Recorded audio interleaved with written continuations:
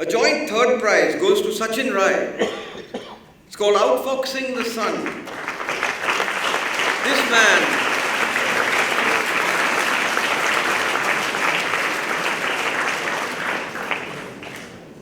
that's what they do. When the climate is wrong, they'll find a place where they can survive. When the climate is wrong for us, we change the climate, and there's a vast difference between these. This is in the arid ravines around Ranthambore again. It's a desert fox waiting patiently in his den for the scorching sun to set before going out on a hunt. Such habitats are being usurped by not any great commercial reasons. A quarry here, a road there, a farm here, and then these habitats go, the habitat goes, the fox goes with it. A joint third prize goes to Balaji Logannathan for large-billed bullies. This is fantastic, fantastic, fantastic.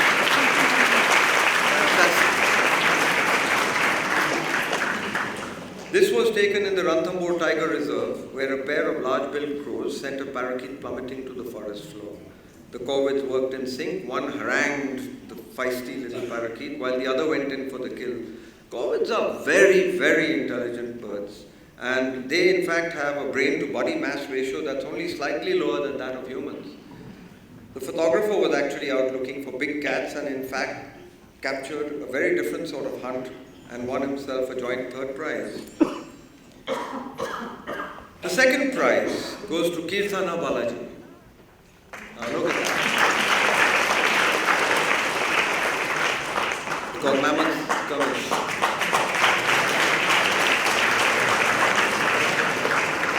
To the accompaniment of rising dust and a medley of trumpets, yips and whistles, the pack of dholes faces off against a herd of elephants. As the dogs spent an hour trying to separate a young calf, the elephants formed a protective ring around their precious young one. Two herd members repeatedly charged the dogs. Eventually, there were no casualties on either side, but it gave the photographer an incredible natural history moment. That was the second prize in the contest. And friends, we come to the first prize, Danish Shastri.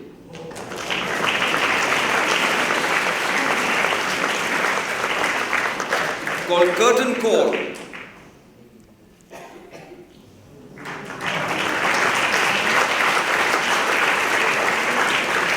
Danish has no idea how you do this, but you do this. The action took place in Uttarakhand's famous Corbett Tiger Reserve, where 17-year-old Danish Shastri displayed the photographer's instinct, changing his lens in the nick of time to capture the tigress known as Charamma, mother of four. Before she launched her attack, I actually met with Danish's dad, and he says that, Danish was sitting down there almost on the jeep, you were holding on to him, just stay right where you are, and Danish is saying, give me the 50 mm, give me the 50 mm. He says, for a gun or what is the 50 mm? He's saying, give me the shorter length. And he got it, and he put it on, and he went click, click, click, click, click, and he got this picture. So it's just wonderful that we can actually have young people like this. This young boy was 14 or 15 years old when he sent the first picture to Sanctuary, and he's got a lifetime ahead of him of great photography. So,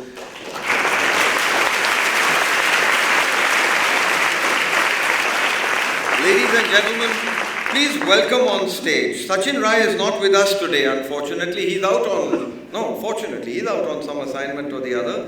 But please welcome on stage Balaji Logannathan, Kirtana Balaji, and Danish Shastri, the youngest ever Sanctuary Wildlife Photographer of the Year.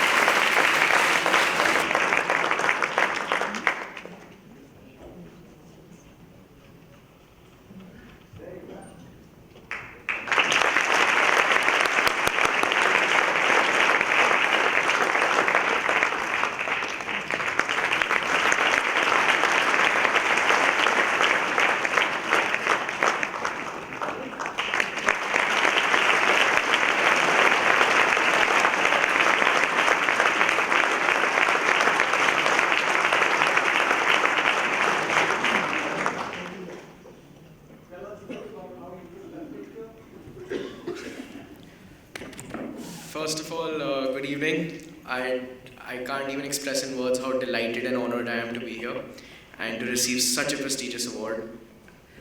I don't want to talk about this image, but I want to talk about, first of all, how photography is an art. And to do art, you need to be, it cannot be taught, it cannot be forced upon. You need to be, you need to, it needs to flow. And in wildlife and in nature, it can flow only when you're one with nature.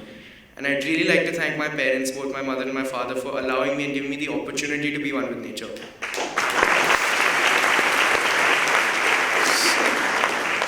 Second of all, why I do not want to speak about this image is because what happened while taking the image was brilliant. It was outstanding. It was excellent.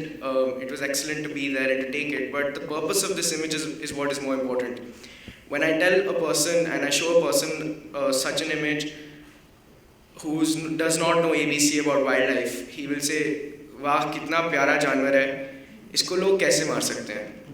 And I think I speak on the behalf of every single photographer wildlife photographer, when I say that when a person is sensitized and thinks about protection and conservation by seeing our images, our job as wildlife photographers is done. Thank you.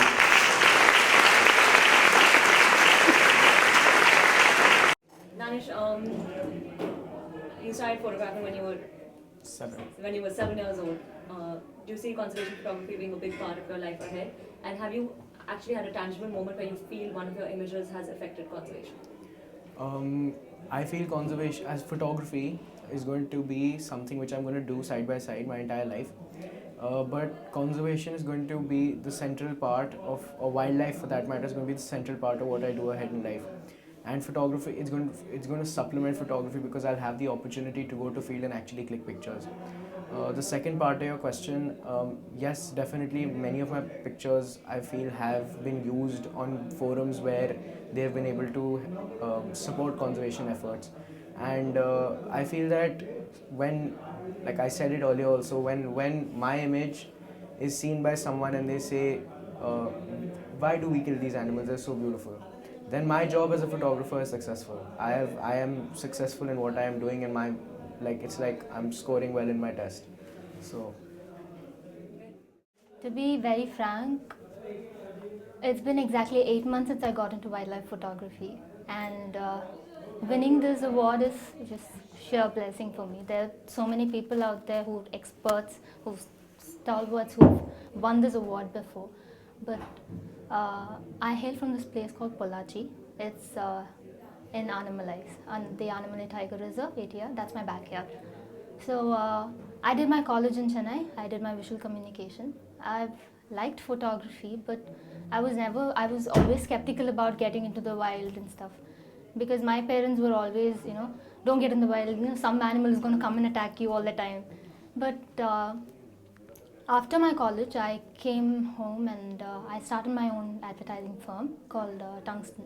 And I got to meet a lot of inspiring people within my place. Mr. Prakash Ramakrishnan, who's already won an award before, and there's a 14-year-old boy named Danu Parul. I'm sure that you would have heard of him. I got to meet Danu, and it was him who taught me about birds. And till I met Danu, every bird used to look like a crow to me. I never noticed birds, but it is only in these 6 months I've started noticing birds. I started learning about them, and it's in this July we came up with our own magazine called the Pollachi Papyrus.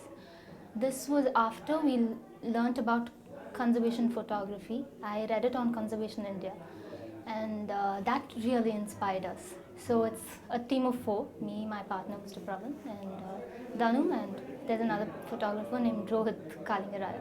It's just us 4. So we in Tamil Nadu, it's a little different, the way the government operates, the way the forest department operates. Most of the areas are declared core zones, but from where I've been to, ATR is the most beautiful place I can ever see, and it's so pristine. It changes every it looks different every minute, and the amount of birds that I've seen in these 6 months, I've recorded close to 32 species already. I've learnt about some birds as well, and we learnt about grasslands. And all this happened after the magazine. We wanted to promote conservation, but conservation is more like the bitter word. So we wanted to wrap it, something sweet like. So we used tourism. And Pollachi is becoming a tourist destination, and we don't want it to become a dump yard like Ooty or Kodaikanal. Everybody knows it, and it's become famous. And the bird life and wildlife in Ooty has gone down. So we don't want that to happen to Pollachi or Valparai or Topsail. So in order to promote conservation there, we started this magazine called Pollachi Papyrus, and we aim at promoting responsible tourism. So we tell them how to tour, how to behave in a forest and stuff. And this picture was one such picture when I was on a way to my unofficial work to Valparai. I saw a bunch of 30 people standing on the road, and they were pointing towards. This event happened inside the dam. So they were pointing, and they were on the parapet wall, and if you fall, it's like 20 feet down. And we got down to actually, there was too much chaos and we wanted to control the public. When we got down, that's when I noticed there were dolls. And then an hour of, but yeah, we couldn't really control the public, and that's when we decided we had to come up with a magazine and tell people how to tour the place. So that's pretty much it. I'm basically from Chennai, and I'm working for a media company, so managing operations for India and Singapore. So on a free time, I go to jungles and be with the nature, and love to be with them always. A project on snow leopard in this 2015. So just planning on a few landmarks and how to go about and tracing the leopards. So I'm on the job. I started out in December. So this 2015 I should be there and just meeting people and finding out things. So should release a small short trailer on next December. That's what my short-term plan. So long-term on a project on snow leopard, tracing the ghost cat. That's the dream. Should.